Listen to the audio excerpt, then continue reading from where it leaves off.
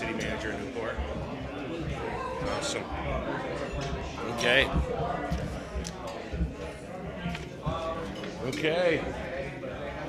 Well, hello, everybody. Hello. Welcome to the March 11th, the snowy, windy March 11th legislative breakfast here at the Eastside. We'd like to begin by thanking Fred's Energy for sponsoring this and providing a lot of us with a lot of warm heat on this cold day. And also like to thank the Eastside for this excellent spread. Please help yourselves come up and enjoy it. Also like to thank the folks at NEK-TV who put this nice stream on YouTube and on Facebook so anyone can watch all of us later and enjoy this. And also the members of the media that are here, and so we can read about ourselves too. Scheduled today is Senator Russ Ingalls and Representative Catherine Sims. We also have a little bonus of Mr. Delabriere, who's the new city manager in Newport, who will speak for a couple minutes and introduce themselves too after the meeting.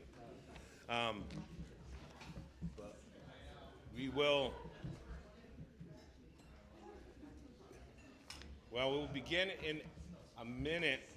Now, as usual in these breakfasts, if anyone has a question when we open up the floor, just come over here to the corner, and when you come to the microphone, you can have a sentence or two to lay the groundwork for your question, but then please go right into the question.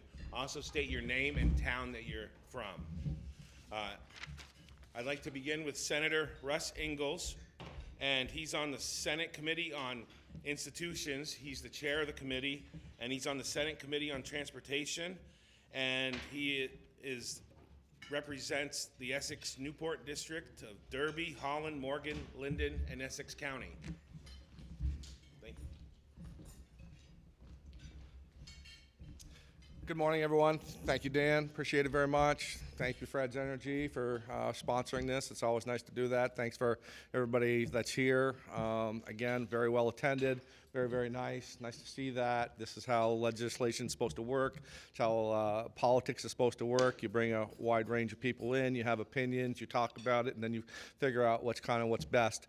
So town meeting, we've been going through that some, and what we're kind of seeing throughout the state, just like we kind of thought, we got a lot of budgets getting voted down.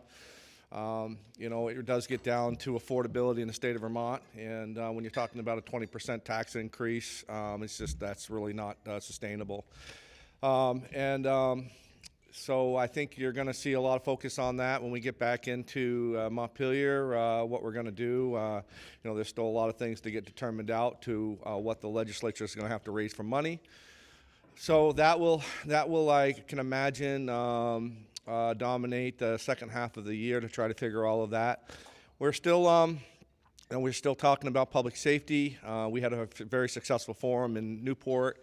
It was well attended in person, well attended online. We're looking to do another one in Linden. We're working on those details right now. It's very nice to know really what your community's doing, the threats that are in your community. Which are vast. I think one of the biggest things that came out of that meeting was the shock of the people not understanding that the legislature has voted in that juveniles are up to the age of 20 now. I mean, you're a juvenile to the age of 20, and they want to push it to the age of 22. So it is in law right now that it's 20, and so we're going to fight to make sure it doesn't go to 22.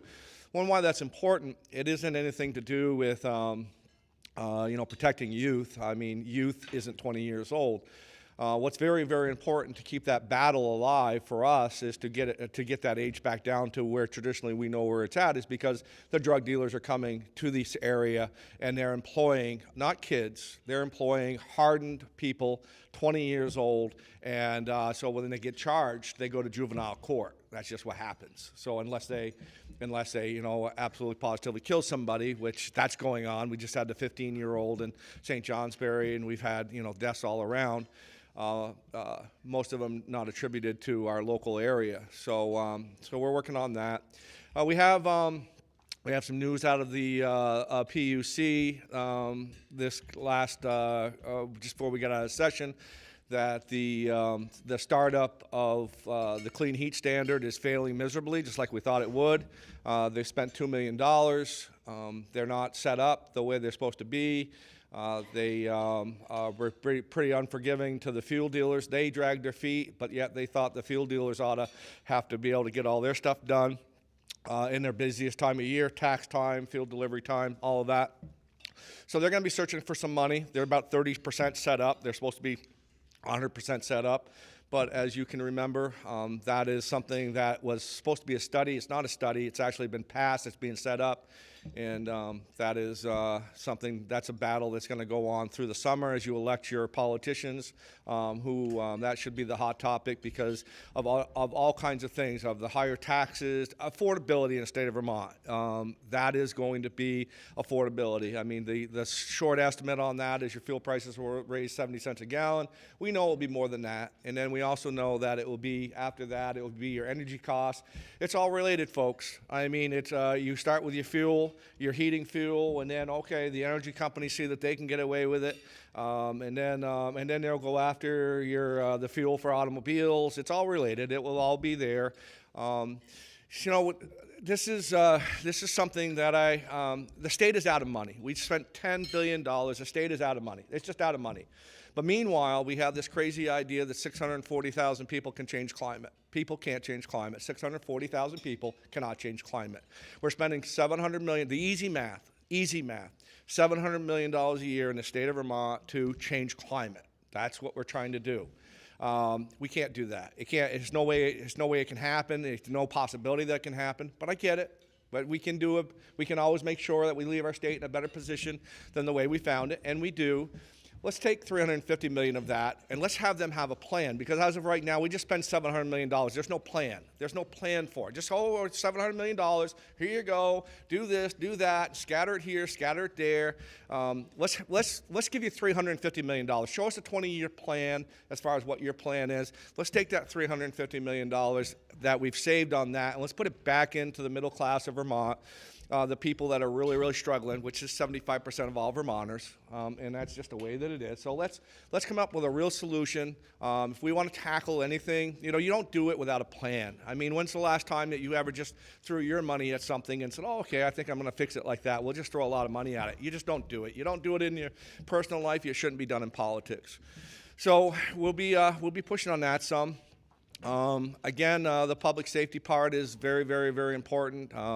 We need to stay after this drug epidemic, which goes a lot back to taking $350 million. We don't have enough. We don't have enough already for our mental health. We don't have enough to help these people get off of drugs. We have so much more that we can do in our state. But raising taxes is not the answer, and I don't know how we're going to get around it if we don't reprioritize how we spend our money. But other than that, there's Catherine's here. I want her to get a bit to say, and Mr. Delebry is here. Certainly want to get him to say, and also we seem to run out of time for questions, so I'll end it there. I think I've got it started where I'm happy with it, and hopefully it'll spur some questions. So thank you.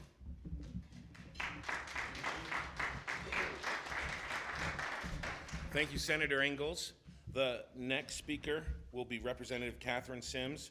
She's on the House Committee of Ways and Means, and she serves District Orleans 4, which covers Albany, Craftsbury, Glover, and Greensboro. Thank you, Dan. Thank you, Freds. And thank you all for braving the wild, windy morning to get here. Always appreciate the opportunity to provide a little bit of an update about what's going on in Montpelier and to answer some of your questions. And again, maybe just start by acknowledging, like, it's been a difficult few years. I think we are all facing a lot of pressures in our lives, and I won't list them because we're all living and breathing it every day. And you know, while our communities, our rural communities, are strong and resilient, we face some unique challenges as well. And you know, see, my job in Montpelier is making sure that the values and challenges that our small rural communities face have a seat at the table, and that we're fighting for a vibrant future for our communities moving forward. Just to kind of level set about where we are in the session, we are kind of a week away from crossover, which is that midway point when the House finishes working on its bills and send it to the Senate, and vice versa. This year, our revenue projections are back down to kind of more normal pre-COVID times, and we no longer have the federal stimulus that we've had over the last several years to kind of boost our budgets. So, legislators are facing the challenge that we probably won't be able to do everything that we want to. We are making tough choices and focusing on the issues that matter most right now, the kind of urgent basic needs. I've been spending a fair amount of time focusing on housing, knowing that that is one of the top issues facing our communities. We lack affordable housing for all income levels, all service sizes, all parts of the state. So I started the year working with a tripartisan group of legislators and working side by side with the governor's office to introduce H719, which is a comprehensive housing bill that would address Act 250 and permitting reform, as well as making strategic investments to help address the housing challenges. That bill has not moved forward on the House side, but I worked collaboratively with the Senate to get much of those provisions into S311, the housing bill on the Senate side, which is moving forward. And the House also has its own Act 250 reform bill, H687. And as one of the co-chairs of the Rural Caucus, we have been working hard to make sure that that bill adequately addresses the housing crisis and makes sure that we're doing it in a way that works for smaller rural communities, which the bill didn't start out doing, but we're working hard on that. Climate and flood recovery is another important topic for me, knowing that we are increasingly vulnerable to extreme weather events. And as we've all seen this year, the number of mud seasons that we're having is just going through the roof. I'm really glad I'm not a road commissioner in a small town with a lot of dirt roads this year. And our communities are particularly vulnerable because we often lack some of the core infrastructure that larger communities have, and we lack the human and financial capacity to tackle these challenges. So I introduced a bill that would establish a climate resilient fund that would provide support to communities for planning and preparing for future disasters. That I've been able to work with the Senate to incorporate into S310, a flood recovery and disaster mitigation bill that they are working on. And the good news is that in the meantime, the Budget Adjustment Act, we were able to add additional funding for flood recovery, meaning that our communities that have been impacted by the flood will see immediate relief to help cover a portion of the municipality's FEMA share to help draw down those federal dollars to cover the expenses we've had for roads and other damage, as well as some of the economic impact losses that our communities suffer. So we're waiting for the governor to sign that bill right now. And lastly, I'll just close by touching on school budgets and property taxes, certainly a contentious issue this year. As Senator Ingalls mentioned, initial projections estimated an increase in almost $250 million in education spending statewide over the previous year, which was leading to estimated 20% increase in property taxes. We know that our schools are doing vital work educating our kids and that they're facing extraordinary pressures, the end of federal COVID relief dollars, 16% increase in healthcare costs, delayed school construction, PCB remediation, workforce challenges, inflation, the list goes on. And yet we know that 20% property tax increases are untenable for Vermonters right now. So we are working hard to help incentivize smart spending, addressing the needs of our higher need communities, and protecting our property taxpayers. We've done a number of things over the last several years. One that was really important was Act 127, which adjusted the education funding formula to better account for the costs of educating high poverty rural communities. And pretty much every community up here in the Northeast Kingdom benefited from that substantive change to better support our taxing capacity so that we can spend more without impacting local taxes. Some of the kind of immediate benefit of that has been mitigated by all the other cost drivers, but had we not made that change, it would have been more challenging for our communities, and many of our communities did not actually experience the 20% property tax increase. I know North Country was looking at a 2-cent decline, reduction, or we also passed earlier this year H 850, which repealed the 5% spending or tax cap that was in 127, which was designed as a short-term transition mechanism to help communities that weren't benefiting from the adjustment in weights, but that was having some unintended consequences of driving some additional spending. So other larger districts in other parts of the state were kind of adding on, new HVAC systems and new roofs, and by repealing that cap, we are creating a closer connection between spending and local tax rates, and we've given school districts more time to rework their budgets and delay their school budget votes, so that we can see spending go down and then property taxes go down. So we'll see kind of how that plays out over the next several weeks. Again, as Senator Ingalls alluded to, a third of budgets across the state also went down. So we expect many of those to be reworked, which will help mitigate property tax increases expected for the coming year. And all of this is prompted, I think, a higher level conversation about how do we fix and make some structural changes to education financing moving forward.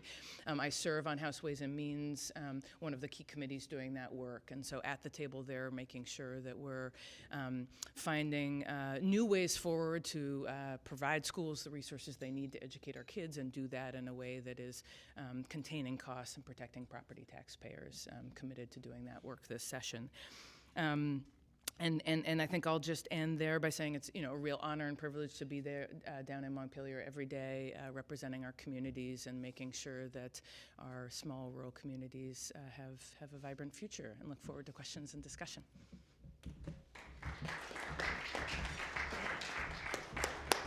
Thank you, Representative Sims. And now I'd like to introduce to everyone Mr. Delabriere, who is the new City Manager of Newport, and today is his first day on the job. So now you can bombard him with concerns. Thank you. Good morning, everyone. Just want to say that it's great to be here in Newport. I actually spent the morning at my parents' house last night and got to wake up to the view of wonderful Lake Memphremagog. So it's great to be here. We'll be kind of commuting back and forth. I currently live in Fairfax, Vermont, so we're in the process of selling that house now and moving full-time here to Newport. As it is my first day, please feel free. I won't take up much time, so there's questions for the legislators. But my office is open here at City Hall. Please call, email me, or stop over in person. I'm happy to chat and address any questions and comments to help move Newport forward. So thank you. Appreciate it. Okay. Well, now we will open the floor to questions. If anyone has any questions, we'd like to have them come up here, and again, a couple sentences to lay the groundwork, and then please go into your question and name the town you're from and your name. Anyone want to start the questions? It's always difficult, the first person. It's not that hard. Oh.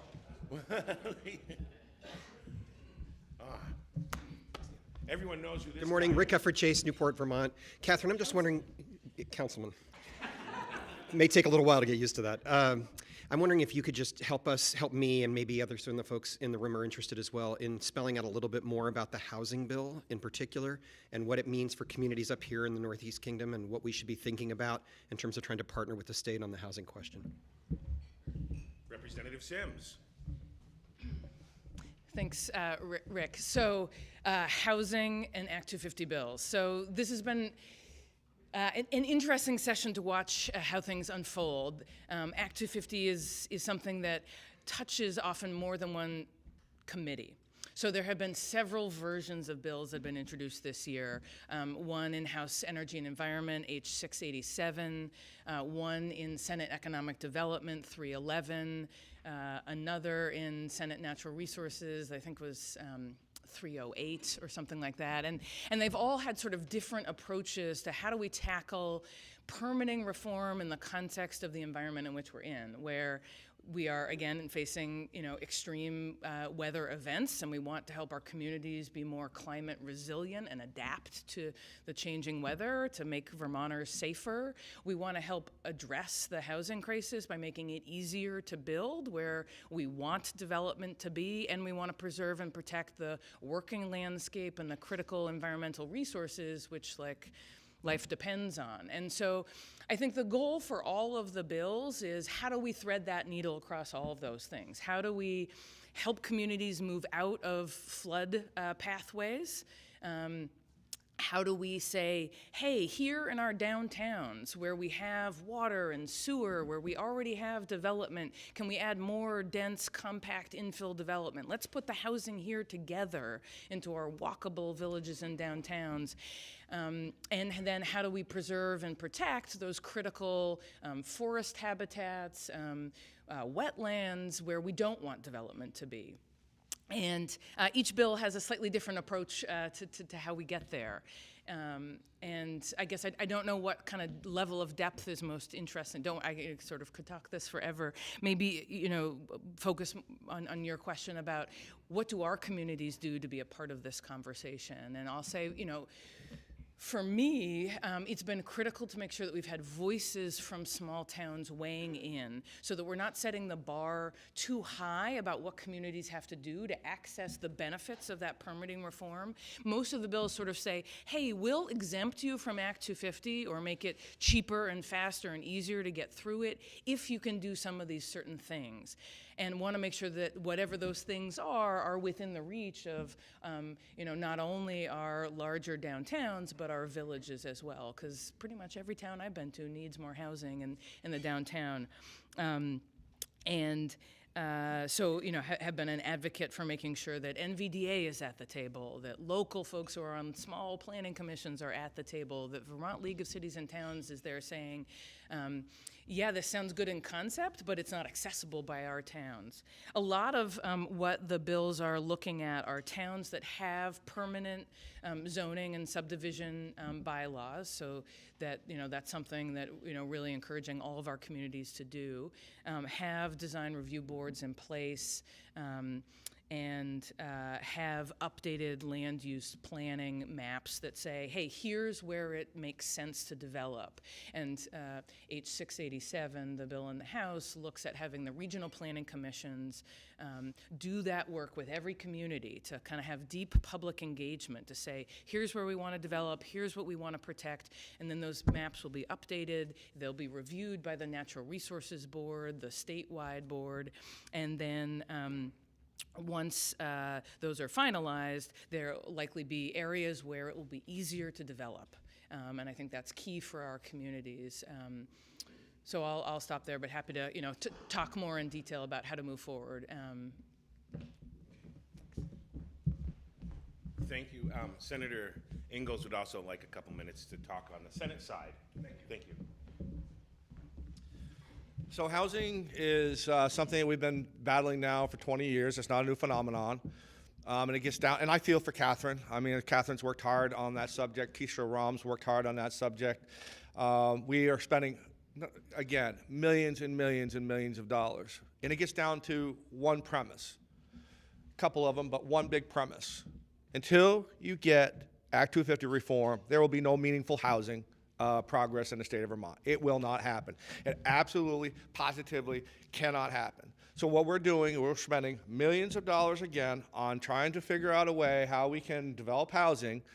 And then you have, on the Senate side, you have one person standing in the way, and that's Senator Bray, who will not even so much as fathom anything. Anytime we talk about Act 250 reform, we add more.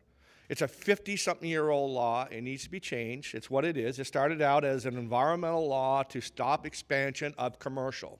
Now it's gotten into every aspect of our communities, and unless we elect the right people to go in there and want to change that, we will be talking about this for as long as they're talking about peace in the Middle East. It will keep on going on and on and on. And then what we get is we get hardworking people like this that are putting a lot of effort into it, When we get something like what we got last year, we all said we're gonna build more housing in the downtown centers, and most of the downtown centers are filled up. So what do we have? We have floodplains. So we spent $25 million last year to rezone floodplains. What happened with that? So that's done. We also have a problem of wanting to put housing where nobody wants it. Nobody wants it. We just want to put housing where nobody wants it. We also have a problem of, and VCHB, great organization, we have all these organizations that want to help with housing. The problem with that is that instead of building units for $25,000 a piece, we got a builder right over here. Instead of building units for $25,000 a piece, we're building them for $250,000 a piece.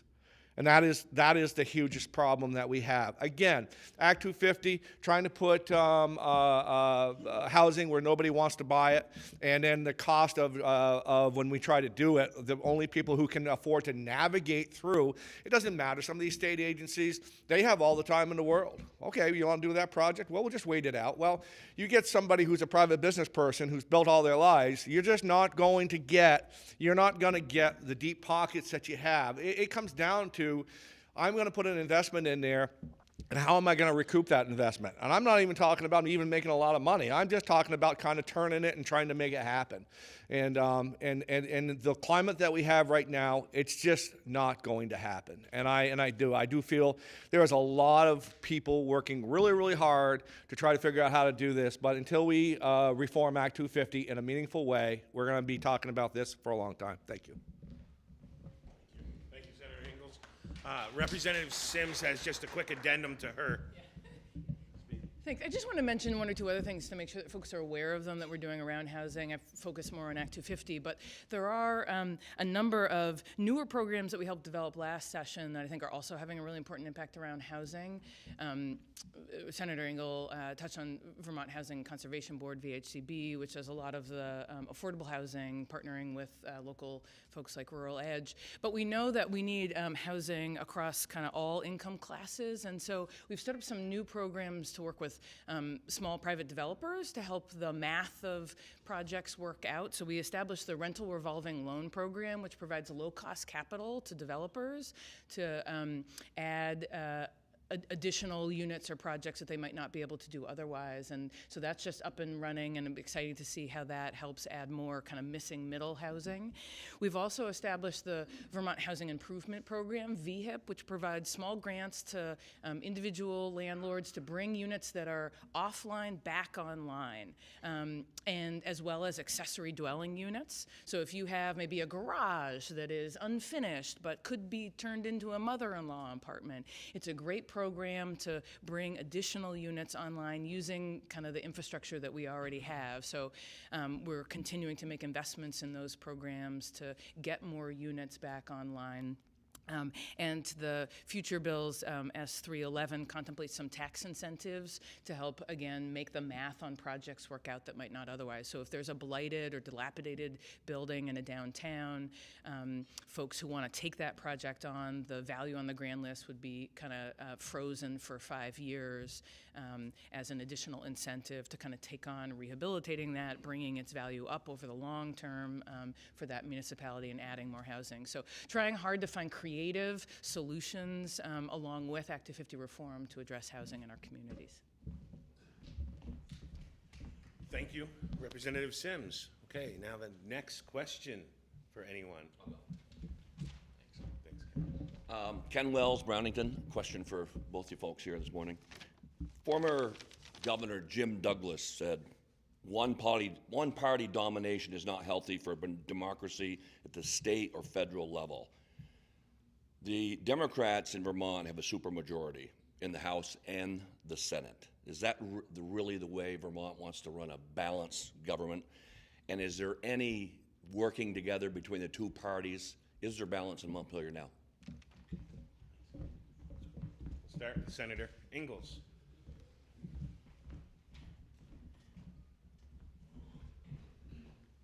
Yes, there's a supermajority. It's harmful. When you get an election year like it is right now, you do get you do get the supermajority wanting to negotiate a little bit harder. So voters need to remember that. Voters need to remember that they are a powerful voice, and that the thought that there is an election does make a difference.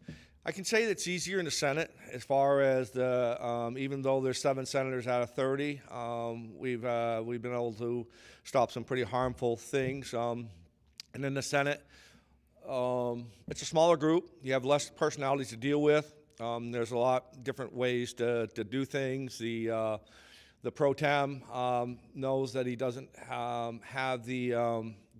just doesn't have the pleasure of having a lot of extra bodies, so you have to craft some legislation that stays a little bit closer to what can get passed with the minority party, but still enough gets passed where it's pretty harmful. And in the House side, my take of it, Catherine's going to be able to tell more about it, but you have a speaker who wants to control pretty tough, and I'm not talking about this speaker in general. I'm just talking about the speaker in power. The speaker wants her agenda or his agenda if it happened to be a male. However it is, they had better keep a pretty tight grip on 150 people. What they do is they count on the party to be the way that it is, but they'd better have a grip on about 20 people, really, really, really hard 20 people, because those are the people that pass the legislation the way that it is. And unfortunately, when you go against a speaker in the House, you get assigned to the coat closet on a committee. That's just the way it is. That's just the way it is. Until you get enough people that want to stick their heads up out of the hole, Catherine's been pretty good with that this year. But it's like whack-a-mole, boom, boom, boom, boom, boom. But you get enough people in there that really want to, it gets down to not about party, right? It gets down to representing your people. And it's in my district, Catherine's district, they're different. I mean, they are. And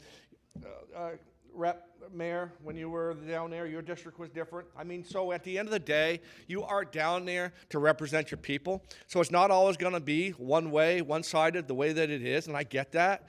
But but even though it might be you're representing your people, you still got to do your best to represent Vermont as a whole. And I think it's a little bit easier in the Senate side. I'm sure Catherine will have plenty to say about the House side. Thank you. Representative Sims. Thanks. Appreciate the question. One thing that I enjoy about the Vermont House is it is different than Washington. You kind of hear about the party divide and the division and how nothing happens there. Here in Montpelier, when we're in committee together, there are members from all 3 parties, and folks really roll up their sleeves and get to work. And the part of the job that I like the best is having the diversity of folks at the table, all bringing their important perspectives to the table, and trying to find compromise, finding a way forward together. I think that's when we do our best work. One of the ways that I think I'm able to do that the most is as a member of the Rural Caucus, mentioned that before. Which is a tripartisan group of folks committed to advocating for rural Vermont. And we deliberately have 3 co-chairs, one from each party. So I'm the Democratic co-chair, there's a Republican co-chair, an independent co-chair, and we have over 60 members. And that means that we're able to kind of come together and advocate for change in a way that we are more effective than we would on our own. And so take, for example, Act 250 reform in housing this year on H687, the early drafts of the bill from House Energy and Environment didn't feel like they were meeting this moment and giving enough focus to the housing crisis and the need to accelerate development in communities of all size and scale, especially our smallest communities. And so as a caucus, we brought speakers in to tell us about the bills. We heard from a lot of different perspectives, and then we were able to kind of codify our concerns in first an internal memo and then a public memo that went to the speaker and the chair of the committee and said, hey, this bill isn't meeting the needs of our communities yet. And we're seeing the subsequent versions better respond to that, and we'll see where things get by the end of the session. But we're able to kind of build power for a more moderate voice representing rural communities by coming together across party lines and finding a common way forward together. And so despite some of the challenges that Senator Ingalls mentioned, finding ways to really advocate for our communities across parties, and I think that's when we do our best work. Thank you, Representative Sims. The next question. Come on up. My name is Claire McIntyre, and I'm from Newport City. I didn't want to break anything. I was fortunate enough to move here in September of 2019, before the pandemic, before the inflation.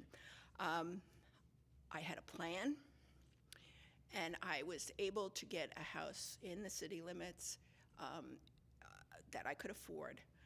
I realize now, under the circumstances, it is much larger than I need right now. I have lots of experience living in very small places, so I could do that. I've spoken to Rural Edge about donating it after I die, or as I die. But I was wondering if any of you have spent much time thinking about programs that would allow someone like me, when there is a small place that meets my needs, in this case within the city limits, that would allow me to move there, put my house up for a family. And it may be exchanging a small house with a growing family for me with just myself, and sort of a swap, so that people could be more effectively in their places. If you could think about things like that, sign me up. Okay. Senator Ingalls. Yeah. Catherine Sims, thanks. Yeah, thanks. Appreciate that question. I think that's certainly a challenge that we're seeing all across the state, right? That there are many older Vermonters who are in homes that maybe, serve them and their family well, but they're at a place where maintaining that large house has, additional costs and ready to downsize. And often the barrier is that we don't have the step-down units. So part of the kind of permitting reform piece here is making sure that it's easier, faster, and cheaper to develop more multi-age or senior living communities up here in Vermont. I know that units or projects like the Craftsbury Community Care Center have very long wait lists and don't adequately meet the needs for housing for older Vermonters. And so that's absolutely something we need to be focusing on, making smart investments and permitting reform to help more projects like that happen, to get folks out of those larger units and into a smaller unit. But also the program that I mentioned before, the Vermont Housing Improvement Program, VHIP, I think is a great resource to look in that could help take a larger home and turn it into more than one unit, so that maybe you're in a smaller unit and the family can move into the rest of the house. So how do we better utilize the housing stock that we have to meet the needs in our community? So happy to talk more and connect you with folks who are running that program in the short term. And great to hear about your long-term plans to make the housing available to the community. Thank you. Thank you, Representative Sims. Next question.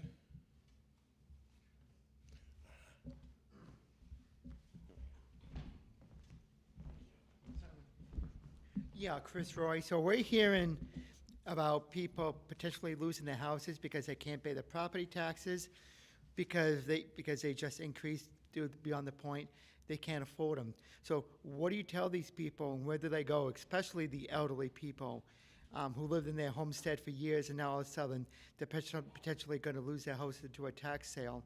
And how do these folks, anybody, we hear about fuel taxes going up. How do people afford that? How does the average Vermonter be able to afford all these new taxes that are coming up, or increased taxes? Thank you. Senator Ingalls. So that is a problem. There is a solution, but it's not the solution that it always works well. Not only one solution ever works. But the people that are struggling, they need to have a place to go. So if they don't have a place to go, it's going to be pretty tough. As Representative Sims says about the Craftsbury Care Center, we've lost 4 centers like that in our areas. When you want to think about Caledonia County, Essex County, and Orleans County, we've lost 4 in the last 5 years. So just as the baby boomers are retiring, there aren't a lot of places to go. There really isn't. And maybe again, you know, the amount of monies that you get from disbursement from the federal government to house folks like that. That should be looked at. But again, it does get down to building these facilities in a way that can be affordable and that these places can turn a profit. I was talking to Mark Bean yesterday about putting in a child daycare center back in Lindenville that burnt, and it took a year. It took a year, almost a year to the day from the day it burnt to the time that they could get it put back in there, to put a structure back in exactly where it was, between all the and it wasn't the town permits, it was the state permits, it was everything that the state was going to require, because we're putting in a daycare center. No, we're replacing a daycare center that burnt. Oh, okay. So they had to go and act just like they were starting one right from scratch. They had to go and they just had to start right from scratch and go. So, you know, to get to Chris's question, there's no easy solution. I will say this, that somebody who is struggling, I'm helping a gentleman right now in the town of Lunenburg. His mother's passed away. He can't afford the house. It was in foreclosure. We guided him through that process. One of the biggest things is to make sure that people understand that they do have rights. You're going to get a lot of threatening letters. You're going to get a lot of threatening things. They're going to come and throw you out of your house. That ain't going to happen. That isn't going to happen. There's so many programs. I would say this, that anybody that is that's losing, that is on the verge of losing their home, they need to reach out. They need to reach out further than what they need to reach out to their representatives, their senators, to the state agencies, because there is a lot of help out there. And the part that I started it, that there is one solution. Thankfully for those folks, that if they did want to get out of that house, they need some education. They need to be talked to, because the way that the housing prices are right now, I can almost guarantee you for what they owe on the house versus what it's worth, there probably is some light at the end of the tunnel as far as that. But the hardest thing is to keep Vermont affordable. Keep it affordable so you don't run into those situations. You always are going to run into them, but then again, where are you going to go when that happens? So yeah, there's still a lot to be worked out with that. Thank you, Senator Ingalls. Representative Sims. Thanks for the question, Chris. So I think, again, kind of important context for school budgets is that those are local decisions, that our school boards set our budgets, voters choose to pass them, and then at the state, we set property tax rates after all the budgets have passed to raise the revenue necessary to meet those spending obligations. And so, you know, I'm always encouraging folks who are concerned about property taxes to get engaged in those conversations early on. And I think, you know, we saw on town meeting day that voters across the state are concerned about school spending. Again, I think our local folks have been doing an excellent job putting forward very thoughtful, carefully considered budgets that are kind of within the capacity of our local communities. And we expect over the next several weeks, as budgets are reworked as a result of H-850, to see spending continue to go down, which will bring property taxes down. And it was talking to one other representative, the school district that she represents already has revised their budget, and they have walked back $5 million that was in that budget. So it shows you the sort of size and scale that some other communities are dealing with. And so, you know, a few districts walk back that kind of spending, we're going to see increase, that spending will go down, and then the yield can go up, and our local property tax rates will continue to drop, we expect, over the coming weeks. And we're also looking at other strategies, like what other revenue can we add into the statewide ed fund to mitigate impact on property taxes, and how to make changes around the ed fund moving forward. The other thing that's worth always, I think, highlighting when we're talking about school budgets and property taxes is that Vermont income sensitizes our property tax payments. So 2/3 of Vermonters are paying based on their ability to pay, not the value of their home, which, you know, I think is certainly true for many of our more vulnerable seniors.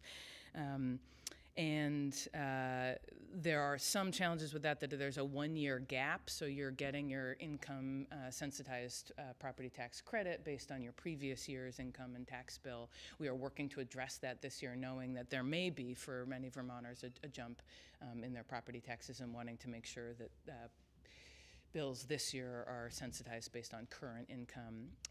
But again, 2/3 of Vermonters pay based on their ability to pay. And, as someone who sits on Ways and Means, where we think about revenues, taxes, and fees quite a lot, I'm always kind of holding close who is paying and how much. And so I think the key to making sure that we're addressing the fact that too many Vermonters are struggling with healthcare costs, education costs, childcare costs, the cost of retirement, that we're shifting the burden to those who have benefited for too long from an unfair tax system so examples of that are, that we can help address affordability by building systems that really work for middle-class Vermonters, to lower the costs of healthcare, education, childcare, so that folks' day-to-day bills go down, and making sure that the right folks are paying at the right level. And so kind of, two examples of that are on the table for this year is that our incumbent telecommunications providers have not been paying their fair share into property taxes, which we all are doing with our primary homes. And so there's a bill, H657, that looks in modernizing telecommunications taxes and fees, which would put all of the telecommunications infrastructures, the wires, the cables, the poles, the cell towers on the grand list, like all of our homes are, and have those providers like AT&T paying their fair share of property taxes based on their fair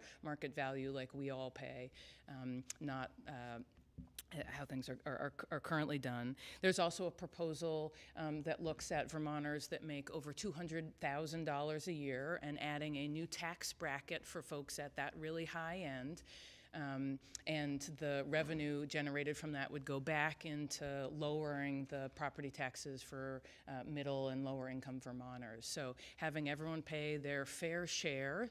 Right now, if you make $250,000 or $1 million, you're paying the same rate, which often can be less than middle income Vermonters. So how do we have a tax policy that helps support an affordable Vermont for everyone? Are just some of the things that we're thinking about how to address those concerns. Thank you. Next question. Here we go. This is Dennis from Fred's Energy. He's our sponsor, so give him an extra warm welcome for the great thing. I look around the room and I see a lot of you folks, the age we are. I see where we've come in 25 years, at least 25 years. And it's sad. I deal with people that are buying fuel, they're buying electricity, they're getting hit at the grocery store, and it's tax, tax, tax. I want to ask one thing. Where's all the fuel assistance money coming from? This year they cut it back some. Just luckily we had a warm winter. These people, I have to go and collect money because they can't pay for it. They're going to go buy groceries. That's hitting them right between the eyes. It's a matter of staying warm, groceries, or taxes. I'd like to know how much the state of Vermont puts out in fuel assistance. Okay, we're going to get rid of fossil fuels. Where's that money going to be generated? Up in the Northeast Kingdom, we're not going to get rid of fossil fuels. I can tell you that now. Renewable energy isn't there yet. Maybe someday, but we're getting something shoved down our throat that isn't going to work in the Northeast Kingdom. Warmer climates, they work. You folks need to understand that come soon, if they add 70 cents or $1 a gallon, where's that money coming from? It ain't going to be pretty. Right now, daycare is a big issue. I have guys that call them out from work all the time. They have no place to take the kids. We're in a rough time right now, and I see the people out there that aren't making it. And I feel bad for the simple reason that's affecting us. What about my grandkids? What about my great-grandkids? Where are they going to be?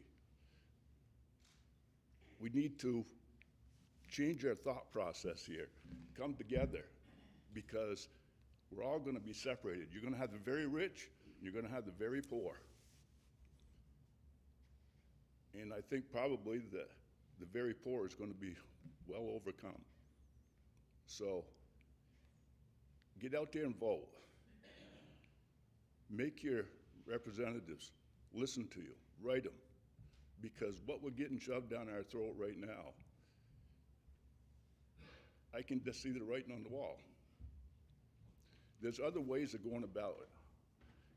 And I'm sorry for speaking so much. You know, I went down to Montpelier with the clean heat standard and sat on at the table with all of them. One of the senators said, if you don't understand the bill, you shouldn't vote for it. Well, the clean heat standard is just that. They can't explain it. We put $1 million into a study that I'll be surprised if it comes out. And you turned around and voted for it. That's talking out of both sides of your mouth as far as I'm concerned. So pay attention, watch the TV. I tell you, it's nothing but depressing watching the TV to see what's happening. We need to come together. Whether it's Democrats or Republicans, it's one of those things where listen to the people out here. You know, it's a beautiful place to live, but it isn't getting so beautiful. You know, I look over the last 25 years with the taxes just around the lake. The people that we have around the lake, they didn't grow up here. The people that are here around the lake now are people that have moved here out of the state because we drove out the people that had it passed down to them. They couldn't afford the taxes and stuff. So I'm sorry for taking up so much time, but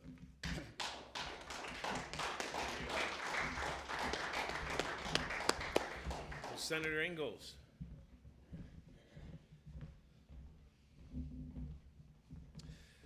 Yeah, affordability is very, very tough, and we do have that looming over us. The first thing that we're going to do when we get back, is, if we're all elected and go back, is to in January is talk about S5.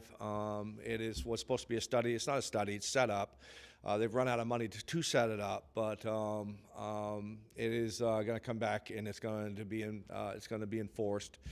And I look at all the complexities of what it is, and I mean it's really one of the things that they had said about the clean heat standard when the fuel dealer said, hey, listen, January, we don't have time. Give us till April. And then one of the comments came out of one of the senators that said, well, you know what? If we can make it really, really hard on them, maybe they won't be able to sell fuel at all. And so that's just the thought process of. I mean, that's really where it is. It's not going to put your arm around your neighbors and coming up with a solution. It's just trying to drive people out of business. It's not going to work up here, and it really, really isn't. So, come voting time, be very, very well aware of, as Dennis said, be very well aware of. Where everybody stands on issues like that, but it is affordability. We are getting. It's got to stop. I mean, we can't keep on taxing the way that it is. I remember an old gentleman 30 years ago that came out of Stowe, just an old farmer, and I had a restaurant in Orleans. He was coming up there and got to know him really, really well. And you know, even then he was just talking about, you know, he said, my grandfather was in Stowe, my great grandfather was in Stowe, my grandfather was in Stowe, my dad's in Stowe, and I'd like to stay in Stowe. He said, but he said they're just going to drive me out. I'm not going to be able to stay there. Well, that's the story of our state right now. It's not just Stowe. Every community is Stowe right now. Every community is getting to the point. You know, you guys have heard me say it, but, you know, I think about these folks that built Vermont, all these people that built Vermont, the farmers, the loggers, the factory workers, the people that worked on the road crews, the people that worked at schools, the people that had the grocery stores and the hardware stores and all of that. And they never made a lot of money. They never did. They didn't have 401ks. They never made a lot of money. But the government did say, hey, don't worry about it. We're going to take care of you with this thing called Social Security. And, you know, that that will serve you well. And then we got Medicaid, Medicare, and all that stuff.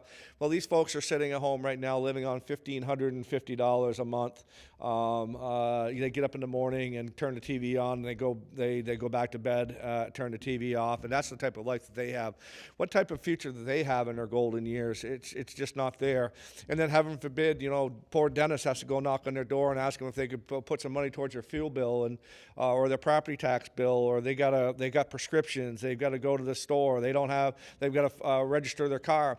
I was getting a coffee in Cumberland Farms the other day in Montpelier. I was leaving Montpelier, and I was talking to one of the storekeepers there, and she was just going around. He said, "Hey, I hope your day is good." She said, "I'm having a great day." And I said, "That's good. What's making your day so great?" She says, "After 3 months, I was finally able to register my truck." So that she said the school bus doesn't come where it is. We had to beg a ride from my daughter to get to school, and she said I had to beg rides to get to work. But after 3 months, I was finally able to register my truck. And she says, and now we have transportation. So it's everywhere. As it is, we do have to come together. We have to quit this heat standard. This thing is just driving a wedge. It really, really is just trying to drive people out of business, trying to make it hard on everybody. They want to make it so hard that you are forced to go buy a heat pump. The problem is you can't afford to buy the heat pump, and that's really the way it is. And but anyways, I won't take up that. Thank you, Senator Ingalls. Representative Sims.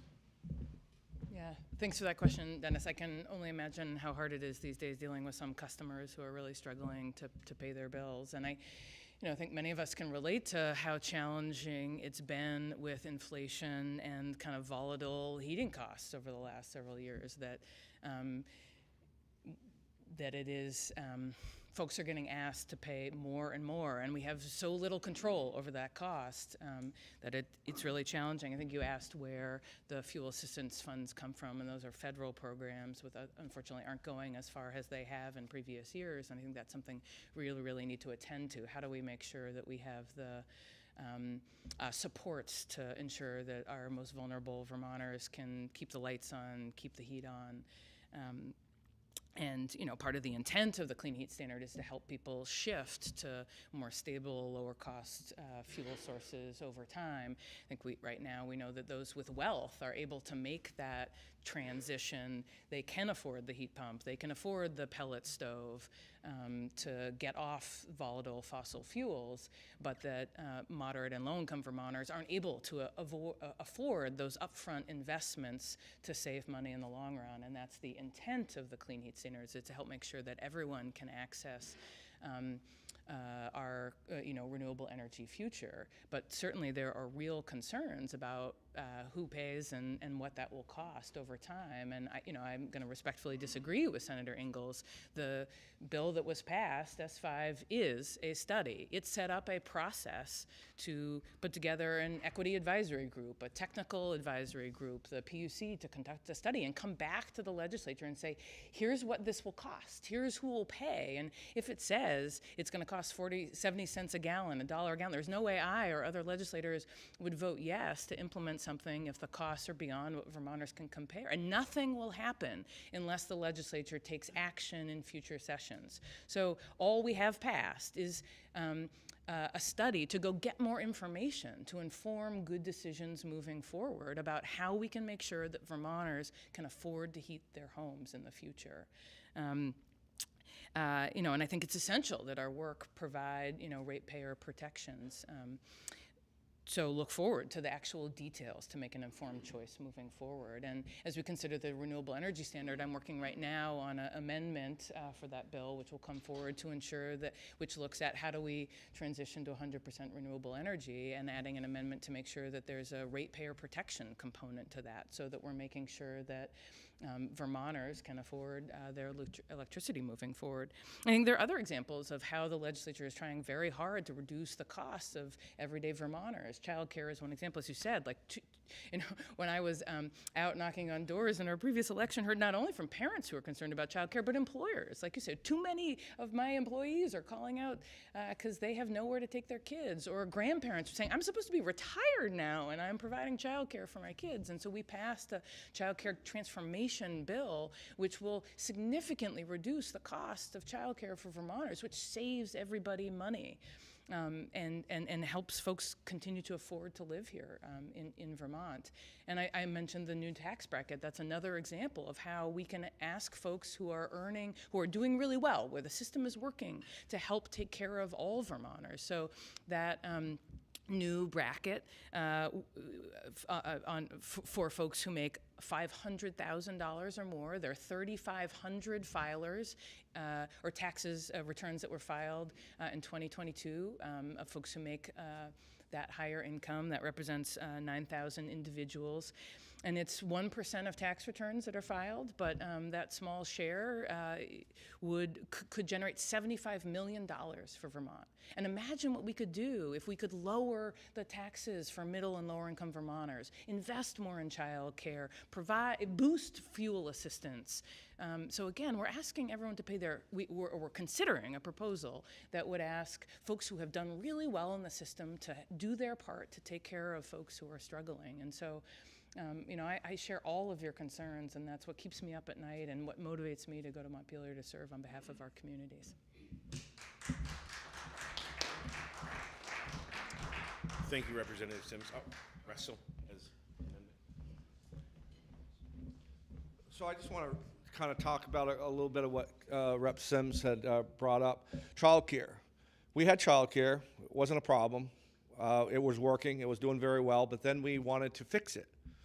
So we made it so that you couldn't just have your grandmother watching 5 kids after school. You couldn't do that anymore. If you were going to run a child care center, you had to have somebody with a bachelor's degree be there, and that's the way that it was. And so you had to you couldn't have what they had before. These community members wanting to make a little bit of extra money and to do that. And so we broke the system so we could fix it again. And that's really why we're in a mess of childcare. And it really is just the bottom line of what we're done. The 1% wage earners, well, they have choices too. It's called moving to a red state, and that's what they're doing. We have lost the last 12 years.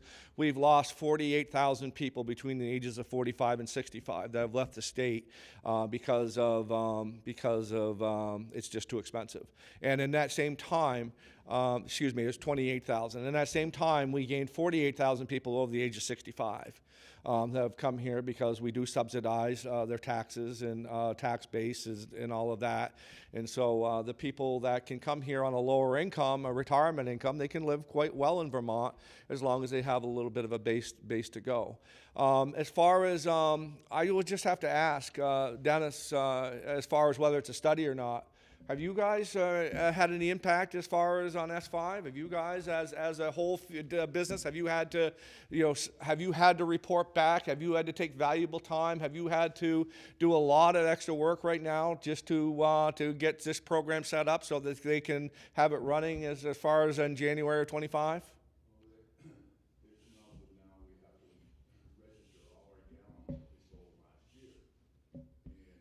I'm sorry, Dan. I shouldn't have done that.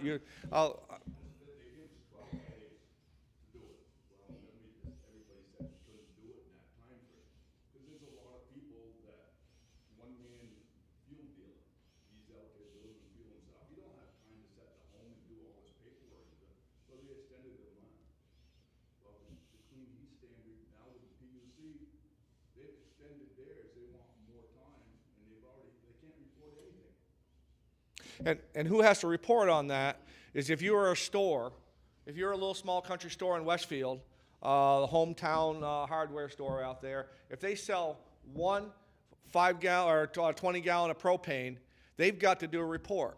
If you have Pick and Shovel who sold 20 bags of coal, they've got anybody who sold anything about any type of fuel and other than anything, they have to report. So you're impacting them as well. And lastly, I just want to say, do you know who wrote the Clean Heat Standard?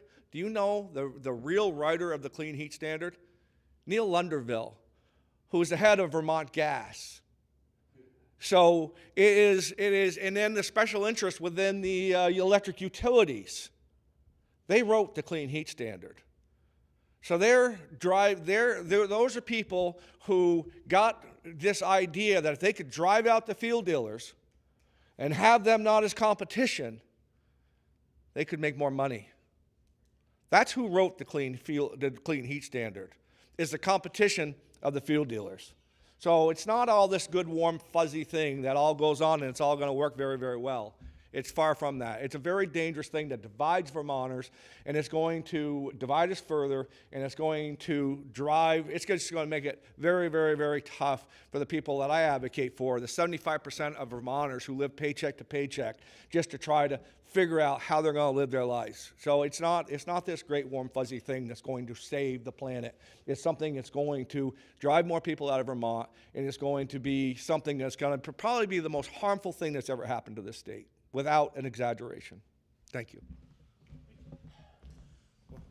Thank you both for that, and thank you, Dennis, for the answer to your question. We have time for probably one more question, so if anyone else, here it comes. Thank you. This is the first time I come to something like this, so bear with me. My question is to both of you. When the Vermont lottery was first put in place, that was supposed to go towards the education fund, okay? And that's how they sold it, that's how they implemented it in our state, and it's generated millions of dollars, I'm sure. But yet, if anybody wanted to try to follow the money from the time a ticket is sold to the time it gets used, very, very few people can even follow the money. Can either one of you, shed some light on that as far as being able to follow that money, because that was supposed to help, so our property taxes shouldn't be going up? That's one question.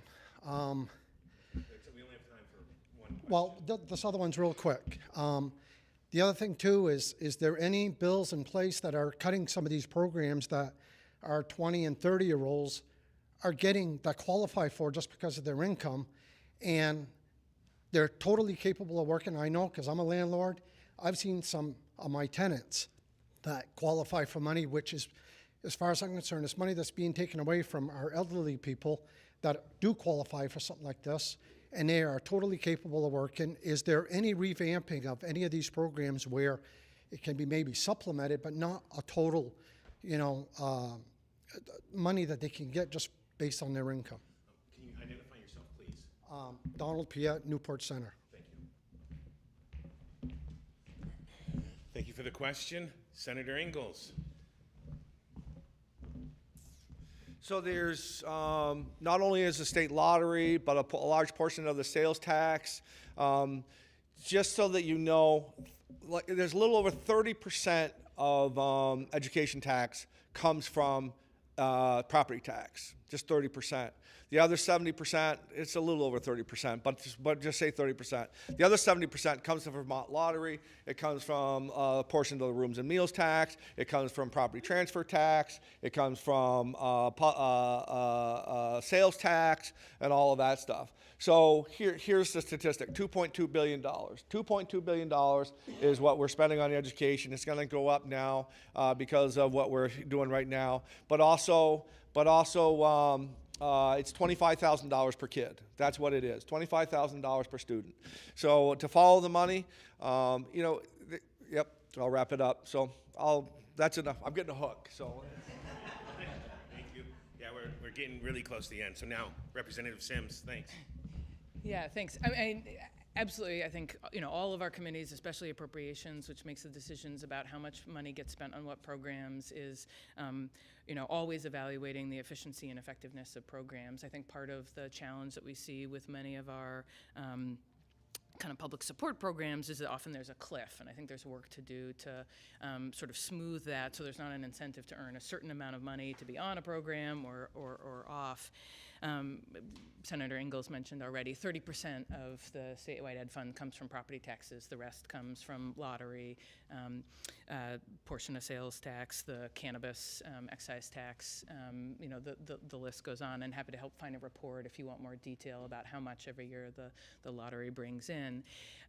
As we've been working to address the estimated increase in property taxes, the question of can't you just find money elsewhere comes up a lot, and it's certainly all options are on the table as we look to mitigate the impact on property taxes. And plenty of those other sources come from Vermonters too, right? And so the question isn't really, the question is, can we raise it more or less progressively? And sales and the lottery are slightly more regressive ways to raise income, where lower income Vermonters spend a higher proportion of their income. And so, we're trying to be thoughtful about making sure that we're raising revenue in the smartest way possible, while also trying to contain costs as much as possible. But happy to find a report on lottery if that's of particular interest to you. Thank you, Representative Sims. Well, this concludes our legislative breakfast for March 11th, 2024. Thank you all for coming. I really appreciate it. I just want to let you know the next legislative breakfast will be April 1st, where Senator Robert Starr and Representative Mike Marcotte and Representative Larry Laber will be there. There is a sponsorship opportunity available for that meeting. If you know anyone who wants to sponsor it, please reach out to me. Again, I'd like to thank NEK-TV, members of the media, our representatives, Mr. Delabriere, and especially Fred's Energy for sponsoring this, and the Eastside for putting out this great food. Grab some more before you go. Thank you all very much, and have a great day. Thanks.